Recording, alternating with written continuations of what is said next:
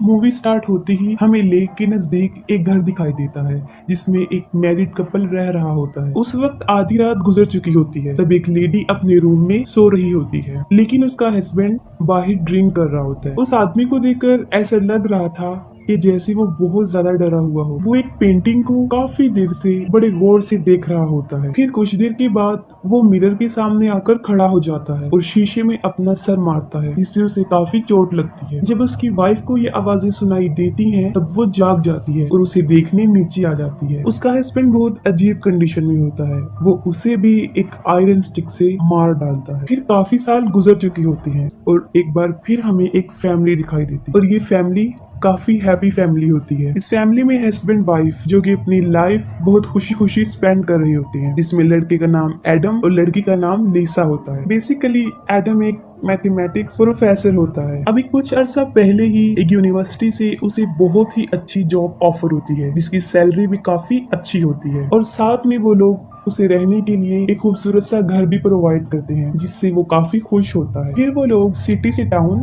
उस घर में आकर शिफ्ट हो जाते हैं। दूसरी तरफ मेलिसा प्रेग्नेंट होती है, जिसकी वजह से वो दोनों बहुत खुश होते हैं। इस बात को लेकर उन दोनों के दरमियान काफी डिस्कशन होती रहती थी कि वो बेबी बॉय होगा या फिर गर्ल। अगर बेबी बॉय हुआ तो उसका नाम एडम जूनियर रखा जाएगा और अगर बेबी गर्ल तो उसका नाम लीजा जूनियर। वो लोग अपनी लाइफ में बहुत खुश होते हैं और मजीद इस घर की वजह से। उनका घर बहुत ही खूबसूरत और काफी बड़ा होता है और वो लोग अपने बेबी के लिए उसका रूम भी चूज कर लेते हैं। और उसी दिन लीसा की बहन विकी ने उनके लिए एक गिफ्ट भेजा होता है और उसमें एक माइस्टीरियस बॉक्स होता है। एडम उस बॉक्स को ओपन करने की काफी कोशिश करता है, लेकिन वो उससे नहीं खुलता, जिससे वो उन्हें लगता है कि शायद विकी ने उनके साथ कोई मजाक किया हो। मगर फिर भी वो उस बॉक्स को रख लेते हैं और अगले दिन एडम अपने काम पर चला जाता है। लेकिन जाने से पहले वो लीसा को कुछ इंस्ट्रक्शन देता है कि वो अपना ख्याल रखेगी और वो वेट भी नहीं उठाएगी, खास तौर पर बेबी क्रिब, क्योंकि अभी तक उन्होंने बेबी की रूम की सेटिंग नहीं की थी। और वो ये भी कहता है कि हम दोनों मिलकर उसे सेट कर लेंगे। लेकिन जब एडम चला जाता है तब लीसा खुद को बहुत ज्यादा बिजी कर लेती है। वो बेबी रूम की काफी सेटिंग कर लेती है, इवन के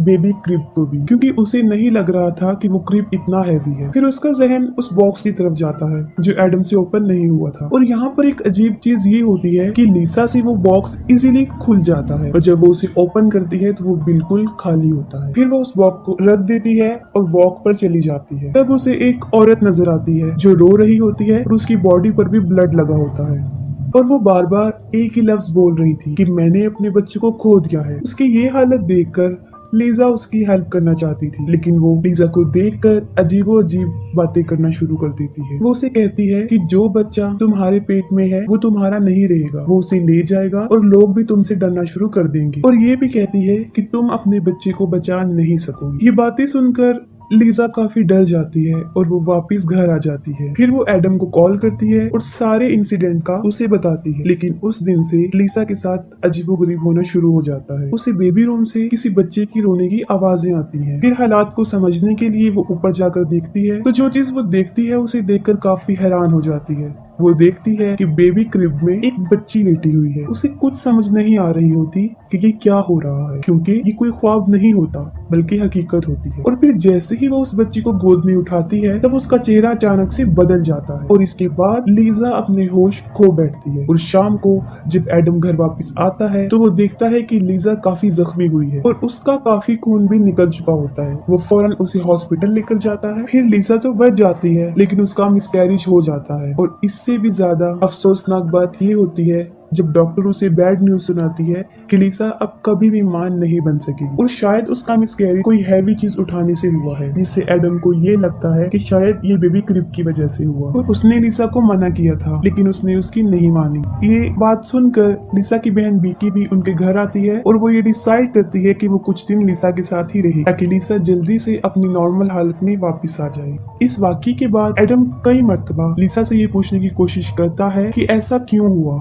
और उस दिन ऐसा क्या हुआ था, क्या उसने वाकई कोई हैवी चीज उठाई थी? जिसके जवाब में लिसा उसे सच बता देती है, वो जंगल वाला इंसिडेंट, वो स्ट्रेंज वुमेन, फिर बेबी के रूम से बच्चे के रोने की आवाजें और वहाँ पर उस छोटी बच्ची का मिलना। और जैसे ही उस बच्ची को गोद में उठाया उसे कुछ भी याद नहीं रहा, क्योंकि तब वो अपने होश खो बैठी थी। यहाँ पर एक बात तो क्लियर हो जाती है कि उनके साथ कुछ अजीबोगरीब हो रहा था, और साथ में एडम को वो मिस्टीरियस बॉक्स भी मिल जाता है जो इजीली ओपन हो रहा था। तब एडम लिसा को बताता है, जिस पर वो कहती है कि इस बॉक्स को तो मैंने उसी दिन खोल लिया था जब ये वाकया पेश आया। और फिर वो बिकी से पूछते हैं कि उसने उन्हें ये बॉक्स क्यों दिया जो पहले तो नहीं खुल रहा था और अब खुल चुका है और खाली भी है। जिस पर वो कहती है कि ये मैंने किसी घर की आइटम्स की सेल पर खरीदा था और मैंने इसको लिसा को गिफ्ट कर दिया। लेकिन रियलिटी तो ये होती है कि उस बॉक्स ने पहले तो बिकी को अट्रैक्ट किया और फिर लिसा को, तभी तो उसने ये बॉक्स ओपन कर लिया था। लेकिन उन लोगों को इसके बारे में कोई आइडिया नहीं होता और फिर नॉर्मल लाइफ चलती रहती है। और फिर कुछ दिन गुजर जाने के बाद लिसा को अपने घर से कुछ महसूस होना शुरू हो जाता है जिसे वो बता भी नहीं सकती थी। जैसे अक्सर घर के मिरर्स में लिसा का रिफ्लेक्शन काफी अजीबोगरीब बिहेव करता। और एक सुबह जब बिकी और लिसा योगा कर रहे होते हैं तब एक बार फिर लिसा को किसी बच्चे के रोने की आवाजें आती हैं। इस बात को वो बिकी से भी शेयर करती है। वो काफी डर जाती है और फिर से चेक करने बेबी के रूम में चली जाती है। और इस बार फिर बेबी क्रिब में एक बच्ची लेटी होती है, लेकिन अब वो पहले से बड़ी हो चुकी होती है। और अजीब बात तो ये होती है कि वो सिर्फ लिसा को नजर आ रही होती है, बिकी को नहीं। फिर वो अपनी बहन को एक्सप्लेन करती है कि वो नॉर्मल है और वो वाकई एक बच्ची को देख रही है। फिर रात को एडम देखता है कि लिसा अपने बेड पर नहीं है। वो उसे देखने के लिए जाता है, तब लिसा उसे फायर प्लेस के पास खड़ी हुई मिलती है जो कि एक पेंटिंग को मुसलसल घूर रही होती है। वो एडम को बताती है कि हमारे साथ कुछ अजीब हो रहा है, क्योंकि जब हमारे साथ हादसा पेश आया तब ये पेंटिंग ऐसी नहीं थी और अब ये पेंटिंग बिल्कुल बदल चुकी है। क्योंकि पहले उस पेंटिंग में ये था कि 4 बच्चे खेल रहे थे और उन्हें एक औरत बैठकर देख रही थी, लेकिन अब ऐसा कुछ नहीं हो रहा होता। और वाकई ही वो पेंटिंग बदल चुकी होती है, क्योंकि वो औरत अब अपने बच्चों की तरफ नहीं बल्कि साइड पर देख रही होती है। और इस बात को सिर्फ लिसा महसूस करती है, एडम नहीं। और वो उसे समझाता है कि तुम अपने बेबी को खो देने की वजह से ऐसी हो गई हो, जिसकी वजह से तुम काफी अपसेट हो और तुम्हारी ऐसी हालत है। और फिर बिकी के साथ भी एक अजीब चीज होती है जब वो नोटिस करती है कि मिरर उसका रिफ्लेक्शन एज इट इज नहीं दिखा रहा और मिरर में नजर आने वाली लड़की बैकी तो बिल्कुल भी नहीं लग रही थी। और फिर देखते ही देखते उसकी रिफ्लेक्शन उसे मारने की कोशिश करती है और उसके दिमाग पर ऐसा असर कर देती है कि वो अपनी बहन को बताए बगैर वहाँ से चली जाती है। लिसा को इस बात का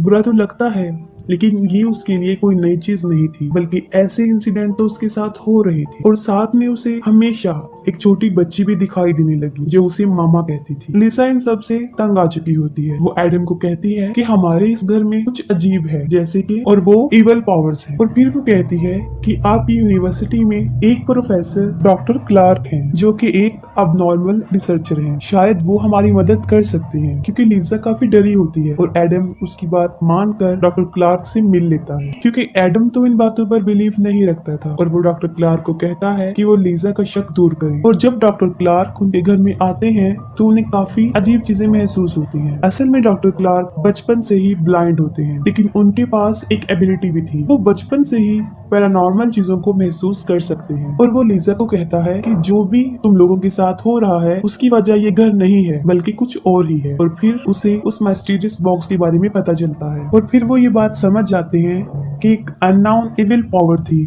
जो उस बॉक्स में कैद थी। और जैसे ही उसे ओपन किया गया तो वो आजाद हो गई और जिसने भी उस बॉक्स को ओपन किया है वो उसके साथ ही है। तो वो चीज उनके साथ ही है, वो जहाँ जहाँ जाएंगे वो चीज उनके साथ हो। ये बातें सुनकर एडम काफी गुस्से में आ जाता है और वो डॉक्टर क्लार्क को बाहर निकाल देता है और कहता है कि मैंने आपको ये कहा था कि आप लिसा का शक दूर करें, लेकिन आपने तो उसे मजीद डरा दिया। जिस पर डॉक्टर क्लार्क उसे समझाने की कोशिश करता है कि तुम लोगों को शायद पता नहीं है कि तुम कितनी बड़ी मुसीबत में हो, लेकिन वो उसकी कोई बात नहीं सुनता।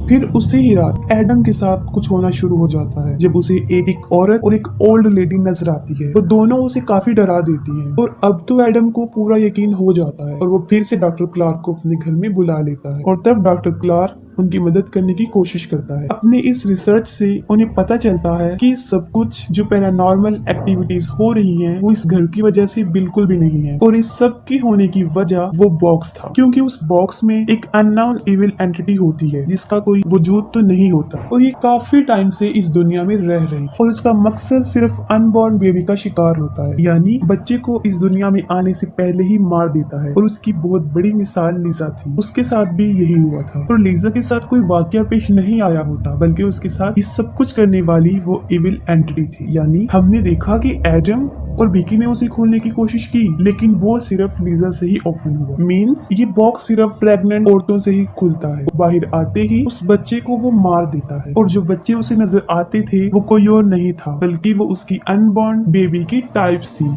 कि अगर वो इस दुनिया में आ जाती तो वो ऐसी हो, और वो बच्ची स्टेप बाय स्टेप बड़ी होकर ऐसी होगी। जैसे लीजा को पहले छोटी सी बच्ची नजर आई थी, फिर उससे बड़ी, और फिर वो लेडी और ओल्ड लेडी, और वो बच्ची की ओल्ड वर्जन थी। और ये इविल एंटिटी ज्यादातर मिरर्स और पेंटिंग्स में होती थी, क्योंकि उसका कोई वजूद तो था नहीं कि वो दुनिया में रहती, और ये पावर लोगों के दिमाग को अपने कंट्रोल में करके उन्हें अजीबोगरीब चीजें दिखाती थी, और ऐसा उन तीनों के साथ कई दफा हो चुका था। और इस एंटिटी को मारा तो नहीं जा सकता, सिर्फ कैद किया जा सकता है, और इसे कैद करने के लिए सेक्रीफाइस करना पड़ता है। इसका मतलब ये था कि अगर उस औरत को मारा जाए तो वो एंटिटी कैद हो जाए, और यही वजह थी जब पहली फैमिली में आदमी ने अपनी बीवी को मार दिया, और उनके ही घर के सामान में लीजा को वो बॉक्स विकी ने दिया था, वहाँ से मिला था। और जंगल में नजर आने वाली औरत उस मरी हुई औरत की सोल थी, जो उस एंटिटी के साथ उस बॉक्स में कैद। लेकिन एडम लीजा को मारना नहीं चाहता था। एडम बहुत कोशिश करता है कि वो लीजा को इस मुसीबत से बचा ले, लेकिन